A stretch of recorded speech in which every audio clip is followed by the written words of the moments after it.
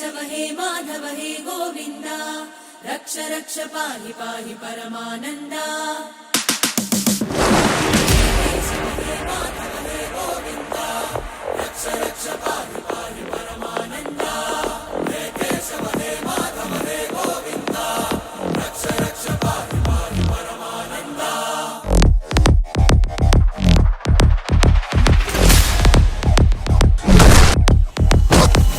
गणगणपूकारं मृत्युद्वारं चलित तव चरणं गुणभवतरणम्